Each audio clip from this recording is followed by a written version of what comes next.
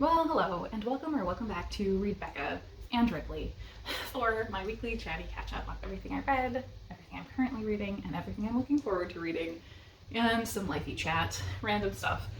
This was another very trying week in terms of reading, real struggles to keep the pages moving forward. I think I've salvaged it though. We're continuing on. But my big hit this week, the big win, is that I actually did finish The Woman in White by Wilkie Collins. This is a big chunky tome that I was reading for March of the Mammoths. My copy is just shy of 800 pages at 740 something, but I'm counting it as a mammoth. And my goal was a big chunker.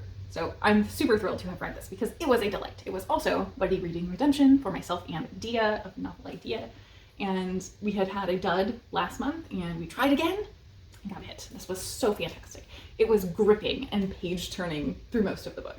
And Dia was very patient with me as I was trying desperately to keep reading and struggling, and she was waiting, even though it was very hard to put down.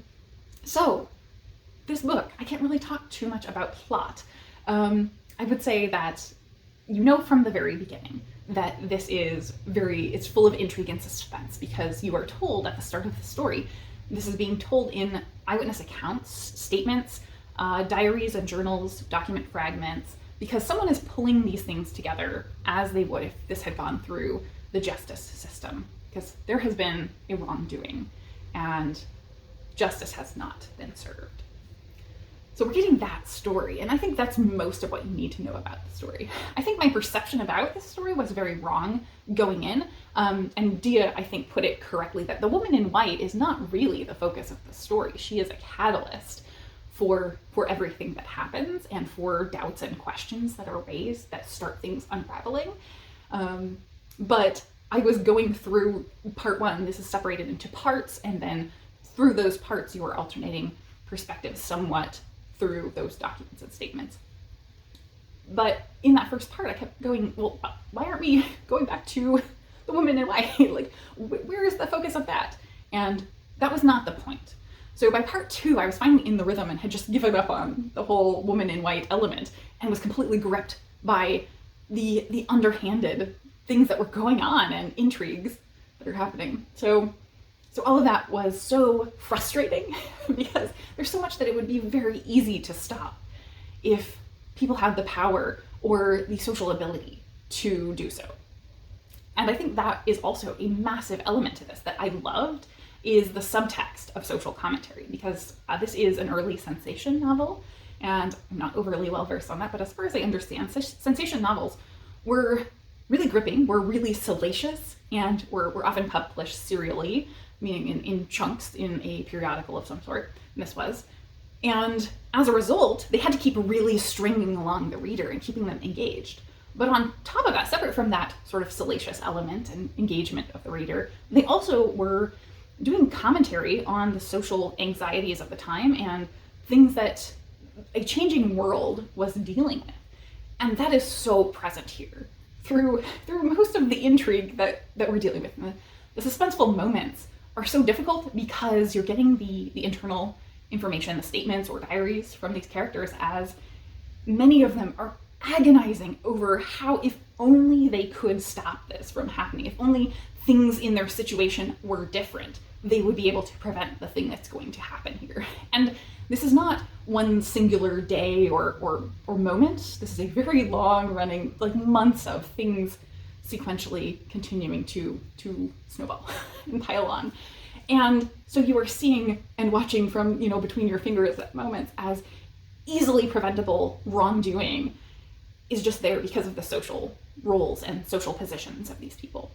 You are seeing people who can't act because they're women, because they're at a lower class or power status than other people. The proper behavior constrains them, and they go through these truly agonizing moments where they're seeing harm done to others, either socially or personally, and they just can't do anything. They're so constricted by the social mores of the time. And so I found so much commentary there and enjoyed that critique. It kept drawing me back to, thankfully, having just recently read Tess of the D'Urbervilles, because that is doing something really, really similar, where Tess is such a tragic figure. Everything goes wrong for her because she's constantly trying to behave in the right way, or what she thinks is the socially right way, in contrast to her own desires and things that would actually be correct and for her well-being. She's constantly trying to do the thing that everyone else thinks she should do. And that goes really wrong for her. And here we have a lot of similar aspects. So I felt like Thomas Hardy's commentary was very in conversation with Wilkie Collins' commentary in my reading insights there. So it was great to have read these two books so close together, honestly.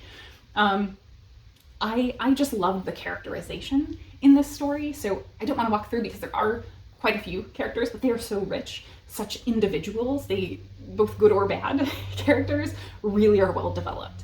I think my favorite character here was Marion Halcombe, who's clearly being developed as a spinster, as someone who is very quirky and outspoken, and she is very much held up as that truth seeker. She's great. She is such a voice for trying to do the right thing in any case you can, even if it might harm you or damage your reputation. And she always verges right to the line of actually like ruining herself in order to do the right thing. And she can't salvage things, even at her best of efforts, very often. And she was just such a great, wonderful character who, at times she's referred to as kind of mannish because she is just that, so like confronting a strong personality, and men are totally caught off guard by her because of that. And she was just an absolute firecracker. I loved her.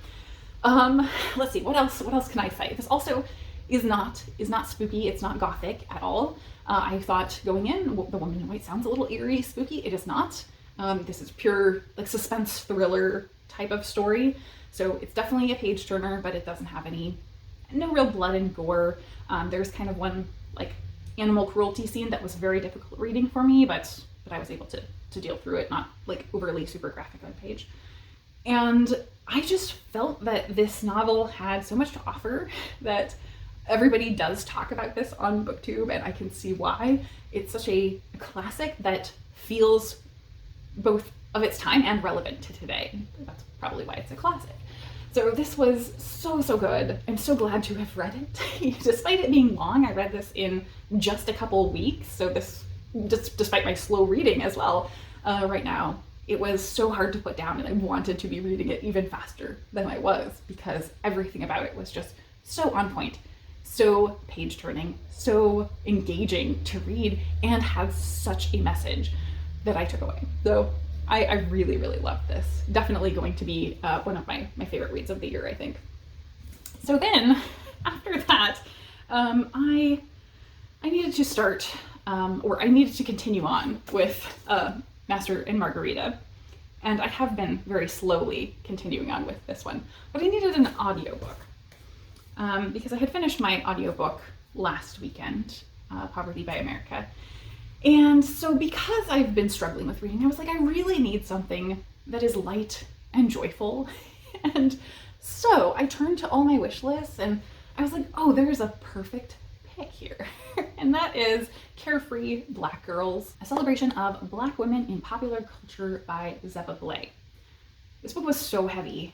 The introduction leads with her talking about how difficult and impactful to her personally the last few years had been on her, from the aspects of political tensions and racial tensions in the US. And this is covering roughly 2018 through 2021 is what she's talking about, and her mental health. And her mental health being so severely impacted to the point of things like suicidal ideation. So that's in the introduction. I did continue on, and unfortunately only made it about 20% before I gave up. Because it does continue on with a similar tone. It's very heavy. The essays were much more about her feelings and processing of different topics on primarily race and things that impact Black women. And those are largely framed through social media for the most part, in the spaces that I got through. But she does very early on talk about things like the fact that she came up with the Carefree Black Girl hashtag literally in the same moment when she is fantasizing about taking her own life, but then never sort of comes back and does any self-analysis on the toxicity of social media in her life there, of that dynamic, that hypocritical facade, I guess, that social media makes us put on, because those two things are very obviously at odds. And so it was very heavy. It was very, very focused on like Twitter drama. The toxicity of Twitter is not something I feel really drawn to engage with at all. And this was very heavily about that. It was a lot about, like, this person said something about this famous person, and then somebody clapped back, and account that is no longer active said this. And I just didn't really have any pull into that play-by-play. So for me, this was neither carefree nor celebratory at all in any aspect. Like I said, I did only get through about 20% of this, which was the first essay and about half of the second essay. And the first essay was on Black bodies and the ways that people react to them, and over-sexualize Black women, consider their weight in different ways or appearance in different ways, and that was all interesting. I think they were valuable and valid topics to discuss, even in hypothetical. At one point she gave a specific example, but the person involved in the example debunked the example, and she provided that. So it seemed odd that she gave that. So why not either just engage with this in hypothetical, or give us actual examples? If this is a pervasive problem, which I do not doubt it is, I'm aware it is certainly pervasive, we should just have other examples. But I think she wanted to draw from the famous person being impacted by this in a very prominent way and spotlight that famous person, who then debunked the example. So that was just odd. And for me, I was looking for something that was a lot more positive about these famous people, and this didn't feel very positive about the people that were engaged with it. It also felt much more memoir than what I was expecting. So there certainly was information presented, but for that first topic example, if I were going to something like this, I would rather turn to Fearing the Black Body, which is very like research and academic on the topic of how the world perceives Black bodies and places expectations on them. So that's something I would turn to for that level of analysis and discussion of the topic. I think the way that Zeba Blay is thinking through this is interesting and it has value, but it's just not what I was looking for, either from this sort of topical discussion or at the moment when I was not looking for something heavy at all. So yeah, this was just not the book I was thinking it was, or it was really presented as whatsoever. So I don't think I will be going back to this one, just because like toxicity on Instagram and Twitter is not really something I am interested in reading about. Social media culture, not at all. I'm basically off of all social media except for YouTube at this point. Yeah, so unfortunate, but I think my first DNF of the year. Wow. So because I was without an audiobook and I desperately needed a sure thing, I picked up Garth Nix' Abhorsen on audio, narrated by Tim Curry. These are truly fantastic audiobooks, this series. This is the third in a high fantasy series. This is a YA series. It kind of doesn't really have the things that people highlight as not really liking in YA, which is sort of the love triangle of angst. It has very minimal elements of that. And actually, as I've been reading this, it has reminded me so much of Lois McMaster-Bujold's Five Gods series, I realized. So I think this would be a good comp. If you enjoy that, you will enjoy this. But I'm already like halfway through, so I have clearly been really enjoying it. And unfortunately, due to my reading issues, it's been literally, I cannot read just a print or audio on their own. It is only working for me if I am both physically and listening to the book. So this has been almost all I have been reading. As I mentioned, Master and Margarita, I have been trying. I only have about 30 pages left of this, which will probably take me all day, the rest of the day today. But I'm going to do that. I'm going to dig in and really make the effort to complete this, because I don't want to just sit on it and lose track and motivation for those last 30 pages. So it will, as I said, probably take me several hours to get through those 30 pages. But we're going to do it. We're going to finish that. And Frogkisser by Garth Nix. So another Garth Nix. They did not have the audio of this, but I do want to really try to start this one this week. Probably I will wait till after I'm finished with Master and Margarita, and then I may turn to this, or I may just stick with Abhorsen until it's done and then try this.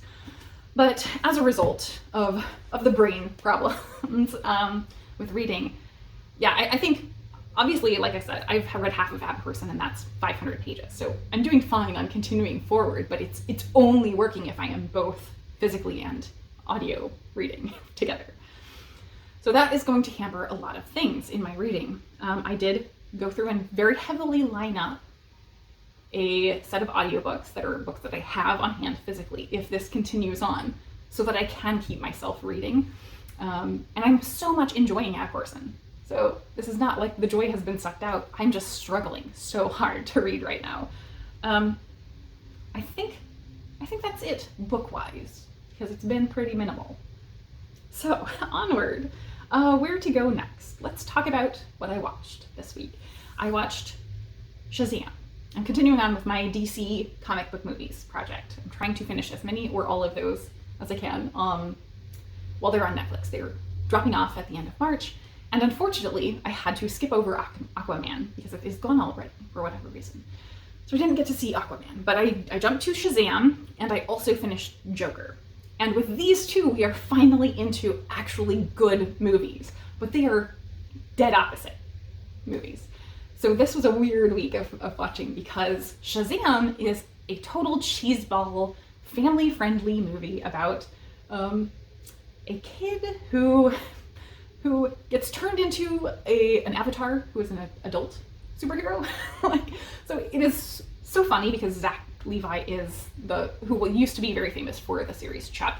I loved him in that series, but he's a very quirky actor, and he is the adult playing a child, or the adult body holding an actual child's personality, and like that dynamic is so fantastic. But this feels very traditional comic book character, like big, very action-packed.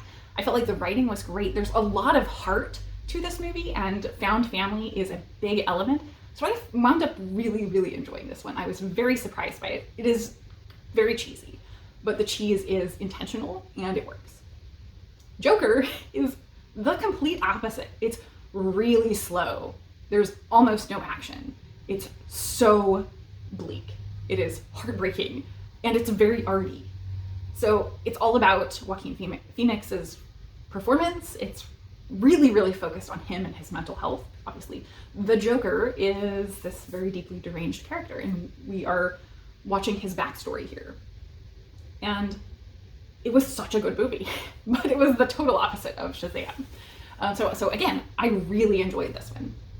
I did start Birds of Prey, which was the next one. I did not get quite very far into it. I think maybe 20 minutes. And this one is starting out as also seeming to be a very good movie, but totally different. Again, this feels like it's a very comic book and very adult. So the previous ones, we didn't really get that like comic booky sense. They felt like movies. This one, it feels like a comic book translated into a film, or really adapted from off the page of a comic book. So you get really strong comic book elements. And I think probably that was popular at the time when that was coming out. So things like Kick-Ass and Wanted, I think, was the one with James McAvoy, where they had like really strong comic book panel and cartoony elements. So this is having that, and so far doing well with them. And I like Margot Robbie as the actor playing Harley Quinn. So I think she's done a great job. So I will be excited to continue on with that, and I have several more movies left to go before the end of the month. So that was my watching for this week. And life stuff, let's see, mostly stress, really, is where we're at in life. So I mostly can't talk about a lot other of the stress stuff, so let's talk about the good stuff, I guess. Good stuff this week was a friend's birthday. It was really a great time this weekend. My cat, Rue, I think I may have talked about this before, but I'm not sure. So he has been dealing with some stress on his side, maybe depression, hard to know with a cat. But he has been slowly going downhill ever since the loss of my dog early last year. So this has been a very slow decline over almost a year. And then over the holidays, it was from noticeable but not worrying to actually worrying, and then he kind of bounced back. And now he's back to very worrying.